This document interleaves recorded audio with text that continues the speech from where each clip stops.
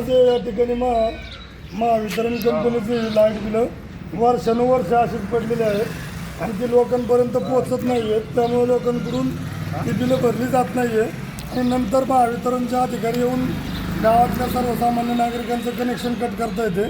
त्यामुळे त्यांनी कमीत कमी ही बिलं लोकांपर्यंत पोहोचवायचे 2 रुपये त्यांच्याकडून घेतले जातात. ही बिलं कमीत कमी महावितरणनी सर्व नागरिकांपर्यंत पोहोचवावी म्हणजे ते लाईट बिलं भरून टाकतील. आपला परिचय काय? मी दावडी गावचा विद्यमान सरपंच राहुल बाळासाहेब कदम. साहेब आपलं काय म्हणणे? आम्ही वारंवार MSEBीचं तक्रार केलेली आहे, परंतु त्याची दखल घेतली जात नाही की अशी बिलं पांघरवली जातात, कुणाला म्हणजे शेतकऱ्यांपर्यंत पोहोचली जात नाही. आणि मग वसुलीच्या टायमाला त्या झाला होता की वसुली करा नाही तर आम्ही कनेक्शन कट करून टाकणार.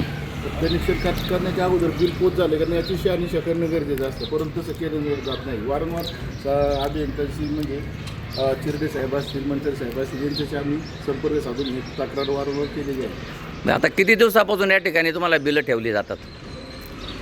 ही आज ठेवलेली बिले अशीच पडून राहतात, कधी कधी उधारून निघून जातात असे कोणी मोकळी झाल्याच्यानंतर. आता तुमचे म्हणणे काय आहे ना ती या बिलाबद्दल? जर बिलं पोचली नाही, जर ग्राहकापर्यंत बिल पोच झालेलंच नाही तर त्यांनी बिल कशाच्या आधारे भरायचं हा पहिला मुद्दा चालू होतो. तुम्हाला अधिकार काय कनेक्शन कट करण्याचा अधिकारच नाही ना. जर बिलच पोच झालं नाही तर ग्राहकांना कल्पना नाही ना की आपल्याला बिल एवढं आले. तुमची डायरेक्ट वसुलीला आधी म्हणजे कर्मचारी येतात की तुम्ही जशी वसुली प्रामाणिकपणे करतात तसंच बिलं पण प्रामाणिकपणे लोकांपर्यंत पोहोचवा.